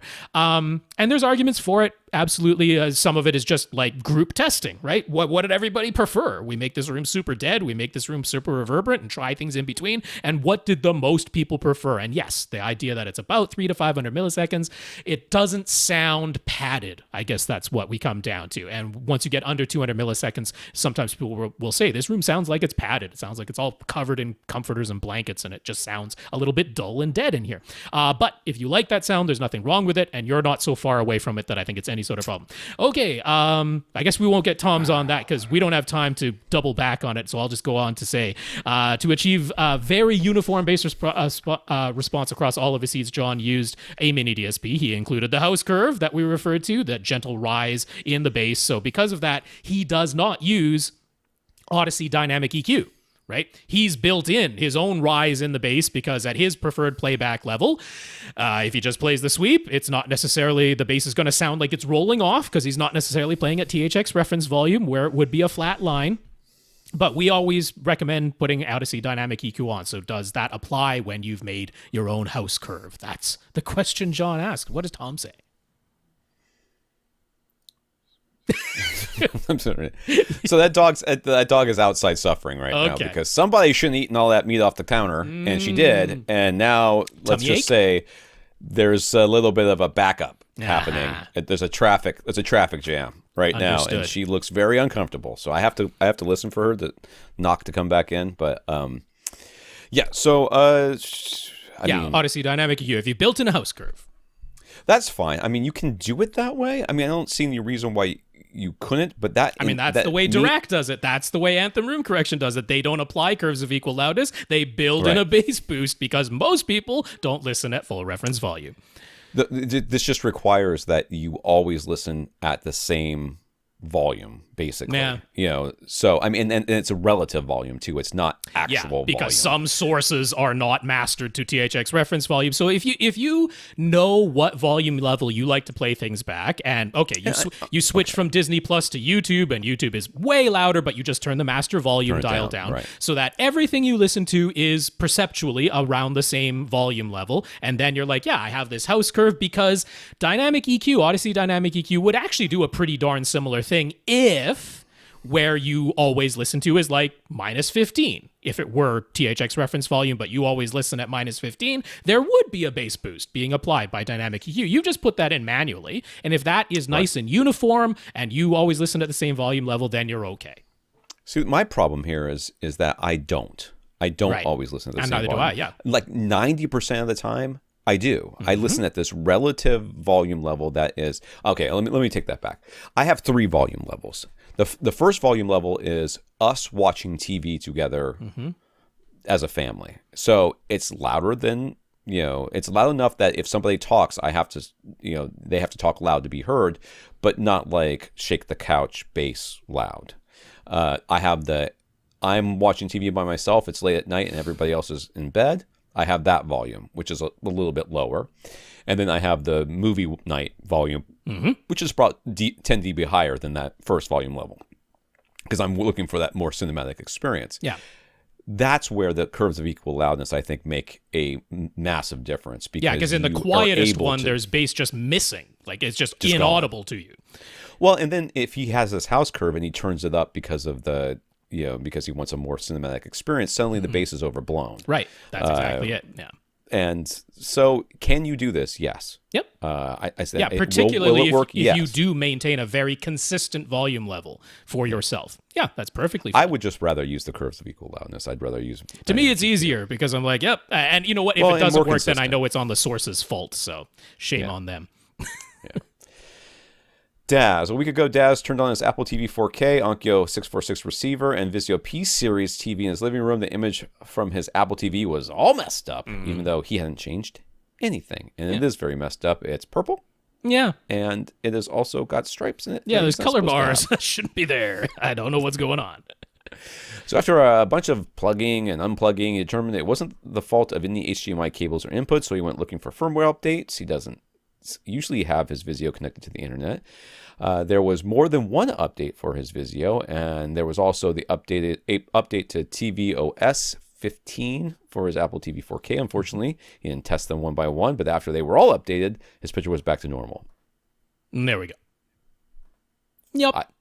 I am exactly the same, Dad. This is what I don't sit there and like fix one thing and then see if that fixed it. I'm just going to do all the things and then see. I mean, particularly when you're updating firmware, it's very easy to just, okay, all the things, let them do their firmware update. And then there we go. If something fixed it. Yeah, something in there fixed it. So first of all, he says, check your firmware updates before going through the hassle of unplugging hardware. But second, any idea how the original glitch could have happened since it was fine before and he hadn't changed anything? So completely like just pulling this out of you-know-where, not really coming up. I would suspect the Apple TV, to be honest with you. And I would suspect that whatever tvOS thing they changed something in the signal coming to you so that it would be more compatible or do something it's supposed to do with the tvOS. And between that and the TV's firmware not being updated, the two of them together, it just did something weird. There's also the fact that whenever you do a firmware update on anything, it forces a reboot, and who knows if literally just rebooting, like not doing the firmware update or the tvOS update, but literally just rebooting one or more of these devices would have got the image working again. We don't know. There are a few too many variables at play here, so I cannot say with any certainty what caused that original glitch. Honestly, the turn it off, turn it back on again thing is 90% of what fixes everything these days, and that includes cards. Yeah. So that's almost Rob's no solid right. answers. Yeah. Gremlins. Yeah. Okay. Travis has some VHS tapes he'd like to still play, or he'd still like to play. In fact, he picked up some more movies on VHS just recently. On purpose? Or did somebody give him? Okay, Seems to be on purpose, yeah. The thing is, his TV is a Samsung MU6070, and its only inputs are a pair of HDMI ports, and it doesn't have any composite or other analog video input of any kind. He'd like to make sure that the aspect ratio of the VHS tapes is preserved, and hopefully the best image quality that VHS can manage on a 4K TV. Good luck with that. So any suggestions for a device that will let him connect his VCR to his TV's HDMI input? And remember, be kind and rewind. Like an AV receiver, I guess would be my first. Some of those you got to be careful. You got to check. ZK Electronics is a great place to check because there's a lot of AV receivers. Some of them not inexpensive that don't do analog to digital video conversion anymore because they just don't think it's a feature that needs to be used anymore. So that you kind of need to be aware of. But honestly, converting analog video, especially we're talking not even 480i coming out of VHS, like 360i, 240i coming out of VHS, converting that to look at all watchable on a 4K television, it's not quite as simple as we might imagine or hope. You can certainly just go to Amazon and look for a composite video to HDMI converter, and those exist pretty cheap, but a lot of those look really, really bad. And sometimes it doesn't even work because it keeps the signal interlaced and it just doesn't work. There are HDMI inputs that sometimes have trouble with a lower than 480 resolution interlaced signal. So my recommendation is it's not cheap, but $80 to get a RetroTink 2X Mini. The RetroTink 2X Mini is really targeted at retro gamers, people who are using older video game consoles that only have a composite or an S-video output, but that's really what it was designed for. But it was designed to keep those looking as clean and as good as you can possibly do on a modern flat panel display, and converting the interlaced output to progressive and that type of thing, and making sure that the appropriate filters are in place and the appropriate timing is in place, that this is going to look as good as possible. So it's very simple. You're just going to plug your red, yellow, and white RCA cables out of your VCR into the RetroTink, and then an HDMI cable into your television, and it's just supplied with USB power. So nothing tough about it, but it is $80. It's a little bit more expensive than I'm super happy about, but to do the job right, it's totally not the price of an old VHS player. Right. I guess how much? Oh, I think the last Sony VHS player I bought was probably $150. So, yeah. Scott took Rob through a whole subwoofer planning journey via email. Mm-hmm. It started with the idea of dual SVS PC4000 cylinder subs in an enclosed, holy Lord, 14.5 by 18 by 9 foot theater room, with the two subs at the midpoints of the side walls, but that placement was going to interfere with walkways and seating, so he switched to corner placement. Then his significant other decided they don't want any speakers visible whatsoever. So the notion of in-wall subs was floated, but once it became clear that they want all the walls covered in fabric, it would be pretty easy to hide the cylinder subs in the corners behind the curtains. So we're back to that idea. Now it's time for Tom to weigh in with exact models. It's not a pair of PC4000s, I'll tell you that. So a pair of PC4000 diagonally opposite corners, 4 PC2000 Pros, 1 in each corner, or just a pair of PC2000 Pros in diagonally opposite corners. So those are the three options. Mm-hmm. Yeah, I'm going to keep reading here. So the PC4000s have so much more power. Won't that mean deeper extension and cleaner bass? But then 4 subwoofers is better than 2, right? Although he really only cares about 1 row of seats. He'll have some bar stools in the back, but those aren't super important. What do we say? Will my prediction that I mentioned, will it come correct? I'm pretty confident. There's no world where I'm going to suggest two PC4000s in this room. It's ridiculous. Yes, you will technically get a few more hertz lower. On the spec sheet, Tom, it says that they play lower than the 2000 Pros. You will technically get a few more hertz lower that you will never, ever notice, but they will exist. 4 PC2000 Pros is huge overkill, I think, for this. You don't have multiple rows of seats. There's no reason for you to need to have the 4 subs to balance out the evenness of the bass in the room. So 2 PC2000 Pros in diagonally opposite corners is what I'm going to say. I am shocked beyond if they had a PC1000 Pro, I would suggest that one instead. The only thing I might say, because I'm essentially in agreement. I will sometimes argue for the 4 subs for the one simple reason of 2 subs in diagonally opposite corners. You might have to put a little bit of work in.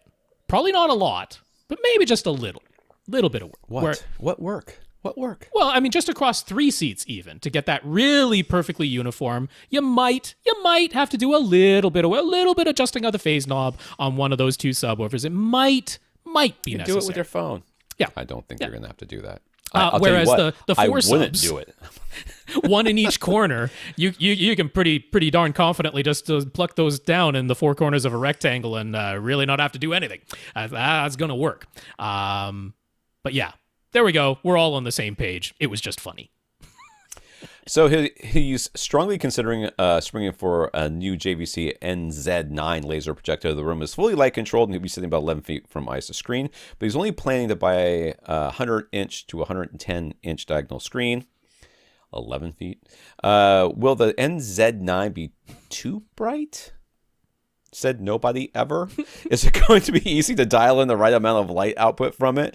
Yeah, I think he'll be fine too. Yeah, but it's worth mentioning. That's not an issue. Just on the features, because it's good to know some of the features here. What they do have on those new laser projectors. So this applies to both the NZ, NZ9, and NZ8. It's a little bit different for the NZ7. But all of them, you can adjust the power of the laser to begin with. There's a low, medium, and high setting for the laser to begin with. So when they're quoting the figure of 3,000 lumens on the NZ9, that's as bright as it gets. That's with the laser on high.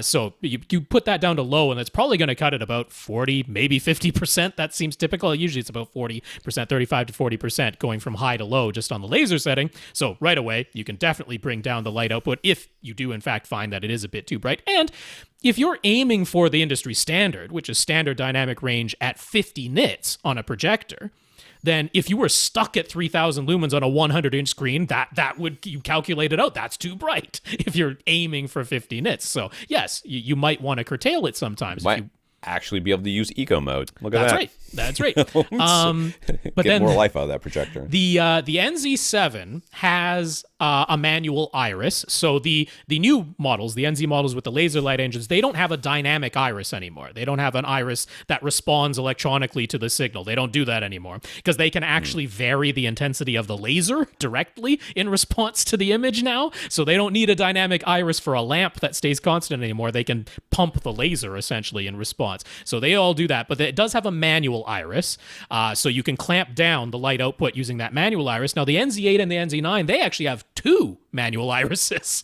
You can do one that's right near where the laser comes out in the optical block, and they say that one's to control laser speckle, which is sometimes the laser light comes out and it decoagulates just a little bit and you get speckles on the screen. So they have this manual iris right near the laser that can curtail some of that if you want to, but it does drop the light output a little bit. And then there's also another manual iris on the lens if you just want to decrease the light output. So after all of that long explanation, the short answer is you can absolutely curtail the light output down to what you want and need, and that is no problem.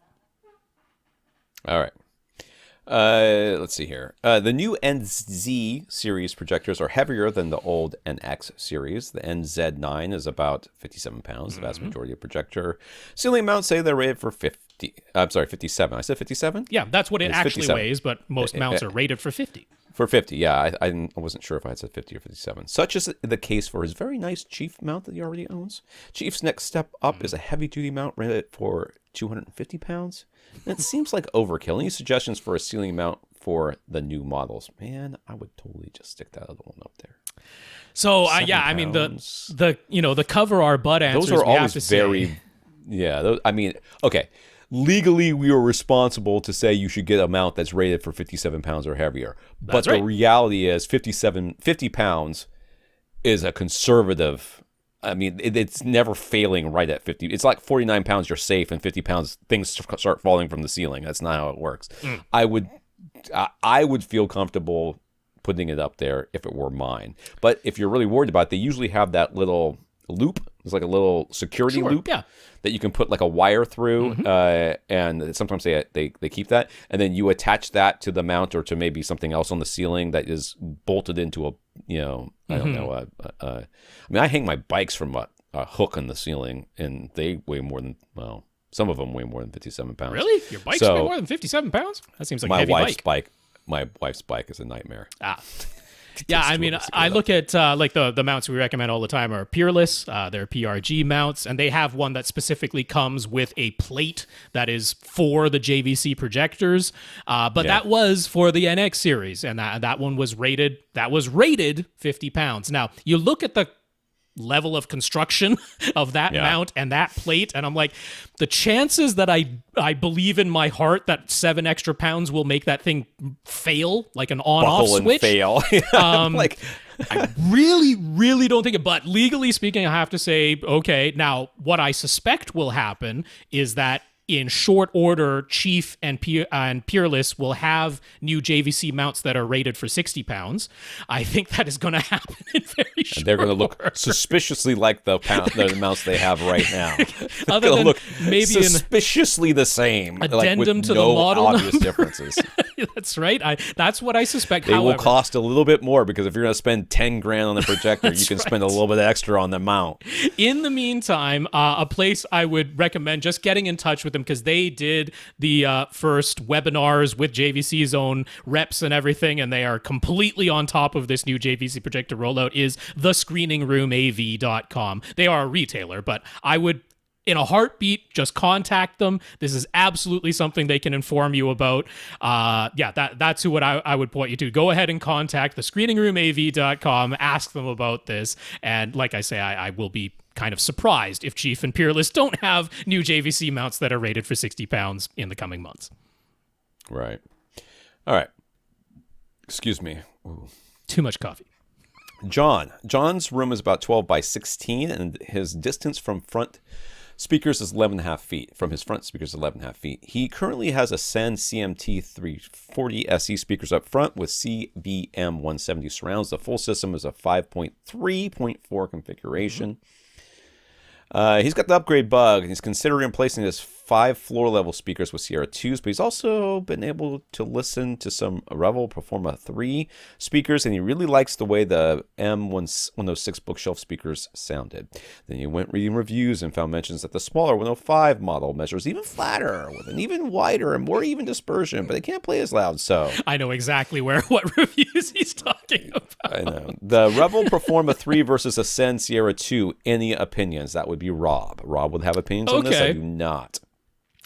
Yeah, so, I mean, they are very much contemporaries of one another. They are in similar price classes. They are very much in similar performance categories. On YouTube, I'm just showing an image of the M106, its front and back, and then you can see the lovely bamboo cabinet and the Raul ribbon tweeter of the Sierra 2. And of course, it is that Raul ribbon tweeter where if you're going to notice differences, that's where you're going to notice it. And it's, primarily in vertical dispersion, where there is no question that the Sierra 2 has limited vertical dispersion. If you do my little test of playing some pink noise and you get up nice and close to the speaker and then you just raise and lower your own height in relation to the speaker, you can hear the change in tone pretty darn easily. And it's not a huge vertical window. It's like maybe a 12 to 15 plus or minus vertical window in there. So it is absolutely narrower vertical dispersion. That is unquestionable. The measurements that Ascend puts up on their own website clearly show that.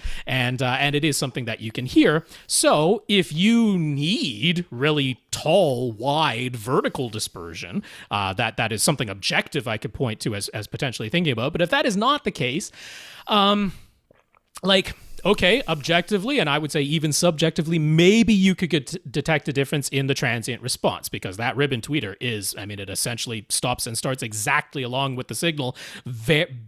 Barely any inertia to that thing because it weighs next to nothing. But if you're just saying like a qualitative experience, like they're contemporaries, they're really close to one another. So given that these are not cheap, these are $1,500 per pair of speakers either way. I think it's well worth the potential return shipping cost of hearing them for yourself. I don't feel confident enough to say, this is absolutely the one you should get between those two choices, and there's no question that that's the one you're going to prefer. No, these are close enough to one another that if you came back and said, this is the one I prefer, I would have no questions or qualms about that, but it is going to be a personal preference. And some of it is going to be how it responds in your own room. So you've already heard one. You already know you like it. That's great. I would expect you to like a Revel Performa 3 speaker, as long as what you're after is something that's telling it like it is. But I think the Sierra 2 is worth going ears on. And yes, there might be a return shipping cost involved, but I think that's what you need to do. So I can't give you a super clear, easy answer, but that's the best advice I got. So if he goes with Revel, should he get the 106 or the 105? He does like to listen at full reference volume, and he doesn't want any distortion. Mm-hmm. He is in a 12 by 16 foot room. Mm-hmm. I think that you can go with either one, but the 105s, I guess, if they're cheaper, is the one I would go with, I guess. It's a little bit odd because they're actually a little bit less efficient than you might expect, with a little bit lower power handling than I have come to expect from Revel. So again, if we're just going by the objective anechoic figures, your room is not an anechoic chamber, but that's what we have to go with when we're talking objectively speaking. To hit full reference volume, 105 decibel peaks, you can't really be much farther away from the 105s than about 8 feet. If we're talking strict by now, as soon as people say that they listen at full reference volume, and I think that they're all liars. And I'm not calling you a liar, sir, except I think you don't. I don't think you really listen at full reference volume. And I mean, it's that there's something else affecting your volume levels. Also, as soon as you put them into a room and not an anechoic chamber, because in an anechoic chamber, every time you double the distance, you lose 6 decibels of output. And that is it's an inverse square law. That is what's happening in terms of what's coming out of the speaker, but you're getting reflections in a real room and the actual amount that it goes down. So look, in practice, I would say you could go with either if you want to just know beyond a shadow of a doubt that the speaker objectively in any measurable instance will hit full reference volume from your listening distance, then the 106, I have to say, is the one that matches all the facts and figures. But what I would suggest to you is your room was how wide? 12 feet wide? you're not going to be more than 8 feet away from one of your surround speakers. So maybe it's the three 106s up front, and it's a pair of 105s as your surrounds, which are smaller and easier to mount on the wall. So I think you get both. Okay, whatever. Yeah. Chris has a 75-inch Vizio P series. But it's a model from several years ago now. He likes daydreaming about what his next display will be. It's an OLED, by the way, in case you're wondering. His room is fully light controlled, so that isn't a concern. For options at a relatively attainable price, it seems like the battle is between OLED or a JVC projector, correct?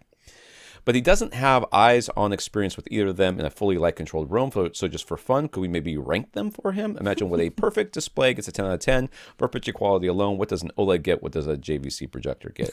There is no world in which the JVC projector beats the OLED. Well, except for sheer size. Except for size. You're right. Okay. Beats it in sheer size, no question. If you are sitting close enough that the size does not matter, the OLED will look better, full stop, all the time. Full stop. I mean, that's just it. It's brighter. It's blacker. It's got better contrast. It's got better everything. It's just better. Okay. Yeah. But except for size. So, I mean, there's no ranking here. I don't think that, because at 1 out of 10 or whatever, it's just the OLED.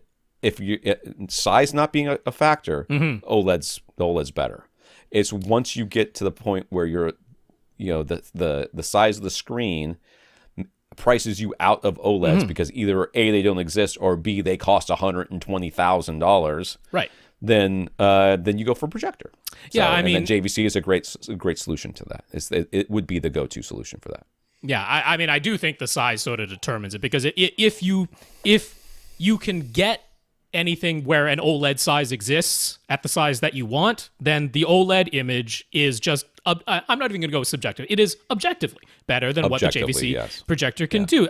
Black is truly black on an OLED, and it is not truly black on a JVC projector, and you can kind of stop there. And then when it comes to HDR, okay, OLEDs still aren't hitting 1,000 nits. They're still, 750, 800 nits, but compared to what the JVC projector will do on an appropriate screen size, it is going to be brighter than that. So there is less tone mapping that needs to be done. There is full frame-by-frame dynamic tone mapping and full Dolby Vision support on the OLEDs. So it's not as though there's a tone mapping advantage. So just in every way other than size, the OLED is objectively the superior display. But of course, size matters. Now, if we're talking about the 4K OLED models all the way up to an 83-inch size, because that's the largest size now, the 83-inch C1 from LG, that's like, what are we at there for those ones now? $6,000, $5,500, around $6,000. If we're talking about an NZ projector model,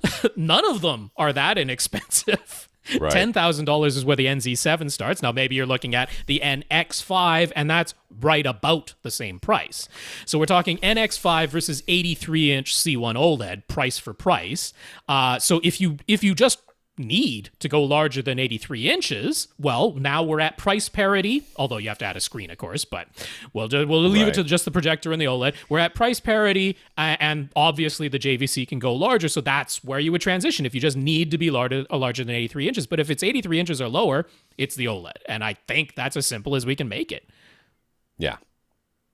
I mean, that's what it comes down to. Yeah. It's just that size thing. And full stop, the OLED picture is still better no matter what. Like Rob said and I said, the OLED picture is still better, but you just can't get the size yet. Yeah. And I mean, there is an 88-inch, the 8K, that's $30,000. So now that's a whole other kettle of fish, because it's more expensive than even the NZ9 is $25,000. So the 88-inch 8K, but I don't really think that's where. So I'm going to say, if you're going above 83 inches, you're going to want to go with the JVC projector. And at that point, if you're going to say, okay, well, how much worse is it? Put a number on it. It doesn't even matter, because what is your alternative? There's no alternative. There is no alternative. So the size. Get one of those micro LED displays and put it in the across the street from you, and it's 300 inches diagonal. Then that's your other alternative. You can just watch it through the installed glass. Jason will be moving to a new house, and he'll have a nice, fairly large room in the basement to use as his theater, about 19 by 22 by 8. Even though he'll physically have enough space for extra seats, he really only wants and cares about one main row. So should he stop at 7.2.4, or would it be worth changing his AV receiver plans to expand to 7.2.6? Is the ideal number of overhead speakers more about the room size or the number of rows of seats? So he's really worried about Atmos in this case, right? Sure. So he's going to do 7 floor level speakers, which in a room this size makes sense. Yeah. Provided that, where doors are and openings and all that other stuff. He's planning on 2 subwoofers. Again, 1 row of seats, got no problems with that. So he wants to know, should he go with 2 or 6 overhead? 4 or 6 overhead Atmos speakers. And for 1 row of seats, I don't see a benefit of having 6. Have to agree. I think that you can do, if you think about what stereo speakers do, like your front, left, and right speakers do, when you're listening to stereo music, they do a perfectly good job of imaging a center image between the two. And this is when your ears are pointed directly at them and at the most sensitive. So steering things across the ceiling, you do not need a center channel, which is what the 6 would be. Top middle would be in this case. You don't really need that center channel in order to get that good middle image. Right. So in this case, I would say the number of seats is more predictive of whether or not 6 overhead speakers are beneficial versus 4. Yeah, and just the sheer size of the room. Like, just because the room is big enough that it'd be quite easy to put 6 ceiling speakers in here. I completely agree. The key to me is the number of rows of seats. And if you're like, I really just, it's going to be me and my family members, and I just care about 1 row of seats. Right. I think the 4 is absolutely enough. That is what I would recommend all day long.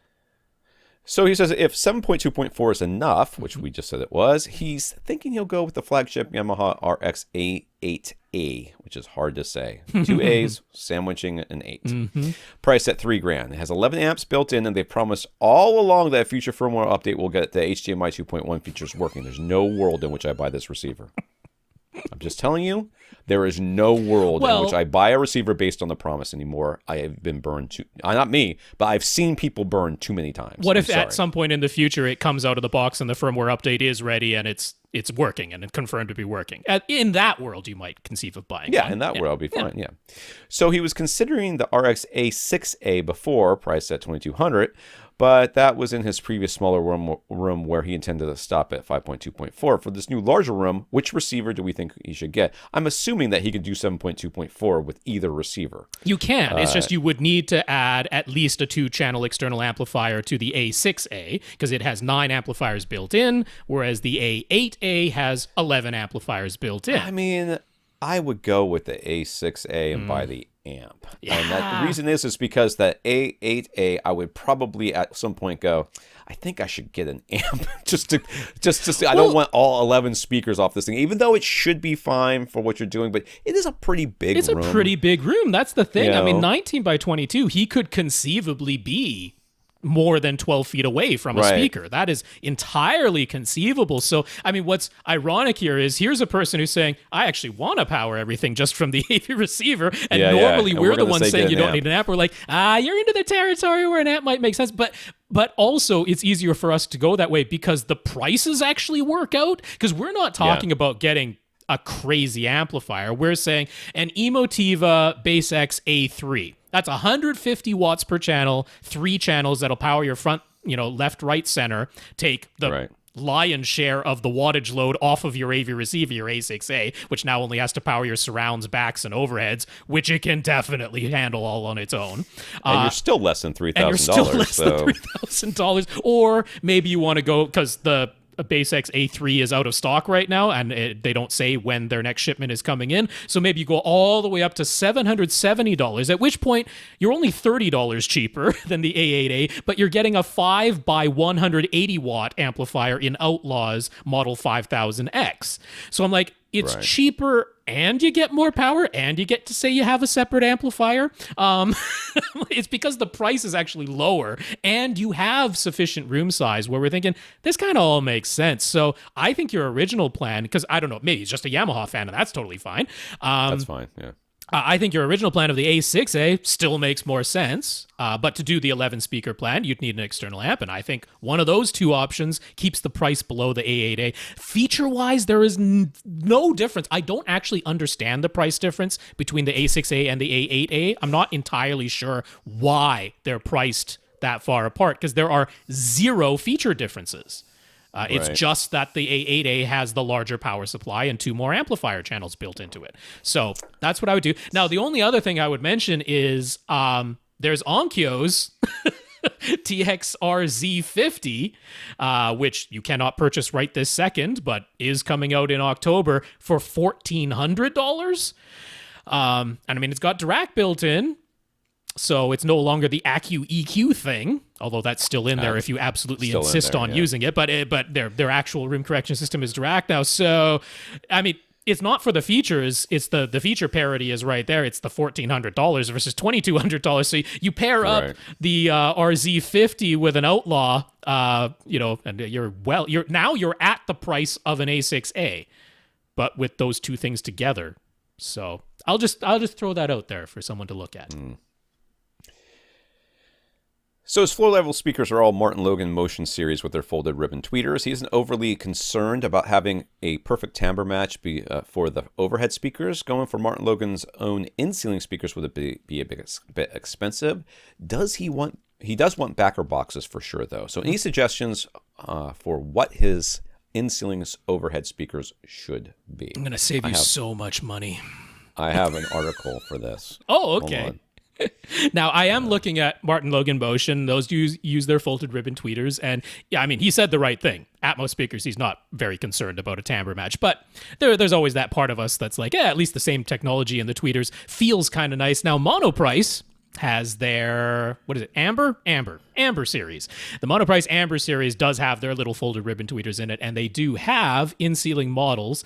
Now, I'm actually going to, in this specific case, suggest going with the 8-inch size, not really because of room size or distance or that he needs it, but simply because the 8-inch size is the one that has the available metal back cans.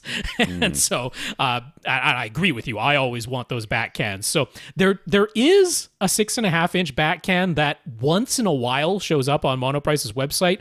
It is there for a fleeting moment and then disappears, and I don't know why they can't keep the 6.5-inch version of the metal back cans in stock, but the 8-inch version is always there. I've never seen that go out of stock. So given that the 8-inch model of the Monoprice Amber in-ceiling speakers is $134 for a pair, and then the 8-inch metal back cans are $75 for a pair, and he mentioned in his email, he's like, I could spend as much as $1,500 on my in-ceiling speakers. I'm like, I'm going to save you a whole bunch of money here, dude. This is definitely within your budget.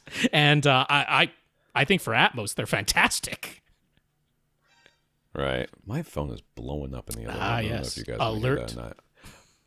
They are. I scrolled up because I wanted to put a link in there, and then I forgot. And I couldn't find it. Anyways.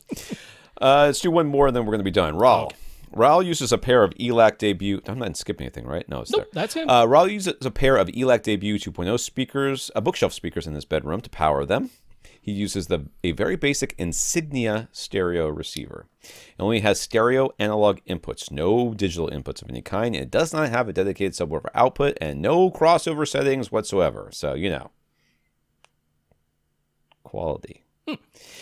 Anyways, it's fine for what it does, and I think this is fine. So the bookshelf speakers are running full range and for music at fairly low volumes, which is a lot of their usage. They sound nice. They don't have any deep bass, though, and he does use this setup with his TV as well, so as a test, he watched Battlestar Galactica and turned the volume up to -10. They still sounded fine to his ears, but he could see the woofers were moving a lot, enough that he was a little worried about them. So he picked up an ELAC Sub 1010.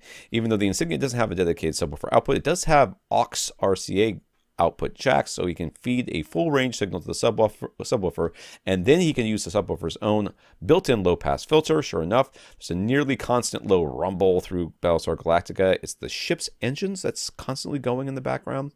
Then he tried bringing his Denon 7.1 channel AV receiver into the bedroom and using an 80 hertz crossover. It didn't sound drastically different, but he could see that the bookshelf speakers woofers weren't moving nearly as much anymore. Big difference between crossover versus no crossover. So it's a lot of setup.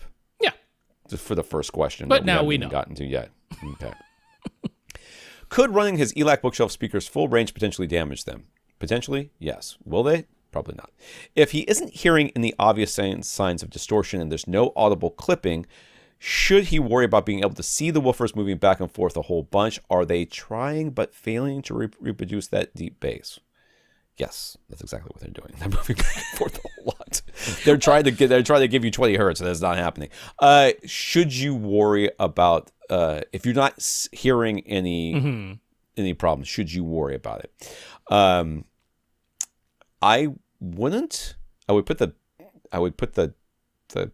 grills on and stop looking at them. Yeah. But I wouldn't, because if they were bottoming out, which would be the first thing I would be worried about, you would hear it. Like it's not and at -10, if they didn't bottom out at -10, then they're not, you're never turning it up louder than that. So don't worry about it. But it clangs. I mean, it is like metal hitting metal. You cannot miss it. It's not a subtle thing. So the other thing that you might worry about is like the amplifier clipping or something like that, or some other. But that also has a very distinct sort of buzzing sort of sound that you can't really say, oh, I'm not sure if that's part of the sound or not. It's definitely not, right? It's just clearly not. It sounds distorted. So if you're not hearing any of those two things, so that would be, if it's doing that, if it's clipping, the amplifier's clipping or something along those lines, then you're worried about the voice coil heating up as a bunch of power is being pushed or pulled into the driver, heats up the voice coil, and then it starts melting things. If you're not hearing either of those two things, then I would just go on with my life and not worry too much about it. I would not turn it up to -10 again. Like, I wouldn't do that. But I actually really saw this exact. Yeah, I've actually seen this exact same thing on KEF tower speakers, the Q series that I reviewed a million years ago, and the woofers were just like going like crazy. I'm like, oh, look at them go. They're trying. They're trying so hard. I think I can put your mind a bit at ease here, which is that, Andrew Jones has done lots of trade shows, brought along his ELAC debut and debut 2.0 speakers, demonstrated them in big rooms. I mean, trade show centers where there isn't really any enclosed space at all. He loves to play speakers full range, which he does and has done with the ELAC debut speakers. And you can see those woofers moving. They've got a lot of excursion to them, and they've been fine. They've been perfectly fine at those trade shows. You're in a bedroom. You're not even getting anything close to that. So I think you're just not used to seeing how much a woofer really is capable of moving. When you see a full... it can be as much as like from peak to peak, in and out, can be as much as 3 inches.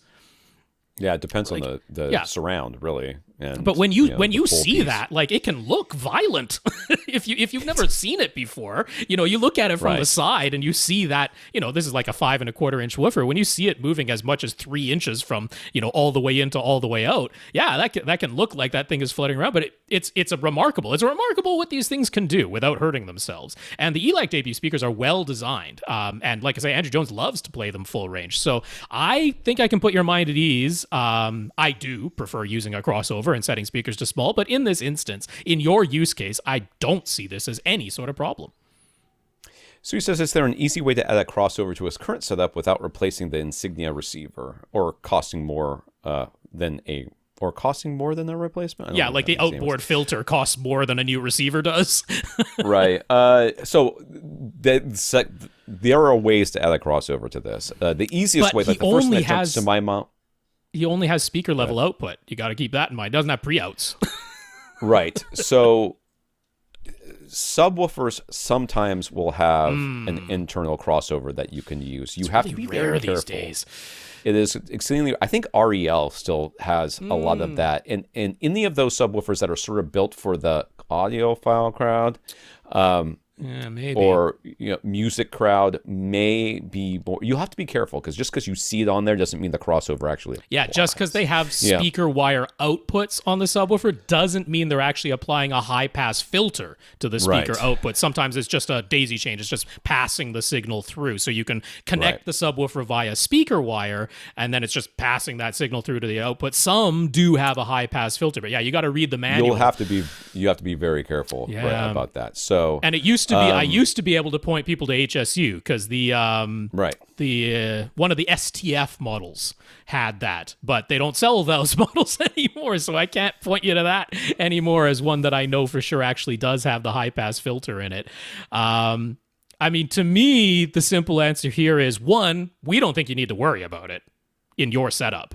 So, go on your merry way. Yes, absolutely apply the built-in low-pass filter that your subwoofer has because you don't want the subwoofer attempting to play 20 kilohertz. So yes, activate the internal low-pass filter of the subwoofer, but in your case, allowing your bookshelf speakers to continue getting the full range signal, we don't see as any problem. But in the more theoretical sense, could you add a speaker wire crossover to the output of an AV receiver that acts as a high-pass filter? Yes, things like that do exist. But they aren't super cheap to the point that, like, used or accessories for less, a 5.1 AV receiver that has bass management, like, is gonna be about the same price, maybe cheaper. Because he's not even, if he replaced it, he doesn't even have to get room correction because what he has right now doesn't have any room correction.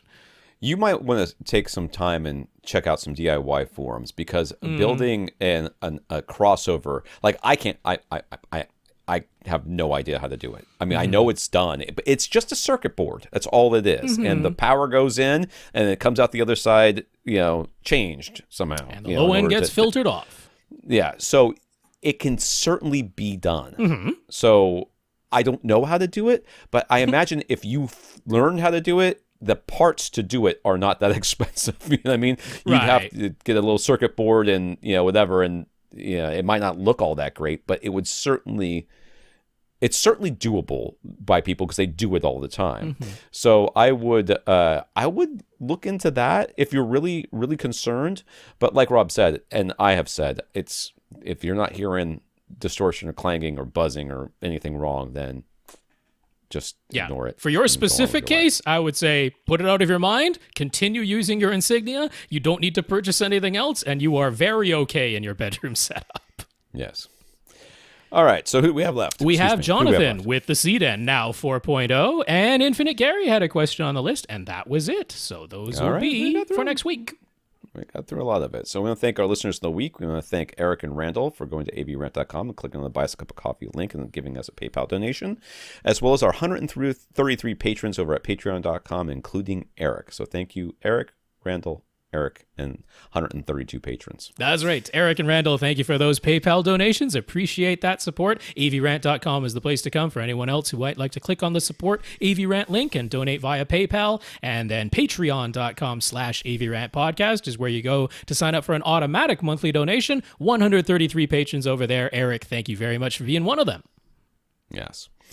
We also want to thank Randy and Jonathan for talking us up to SVS, Jorge for talking us up to GIC, and also Jorge for letting me use his pictures on AV Gadgets, and the notes of gratitude for Joe, John, Chris, Jason, Jorge, Eric, and Randy. Yeah, Randy and Jonathan, thanks for talking us up to SVS. Jorge, thanks for talking us up to GIC and giving Tom permission to use your photos. And Joe, John, Chris, Jason, Jorge, Eric, and Randy really do appreciate the notes of gratitude to us for keeping the podcast going and the notes of encouragement. So thank you to everybody who continues to listen and send in your questions.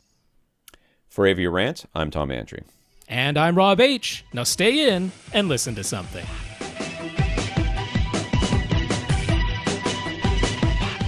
Want your question answered? Send it to question@avrant.com.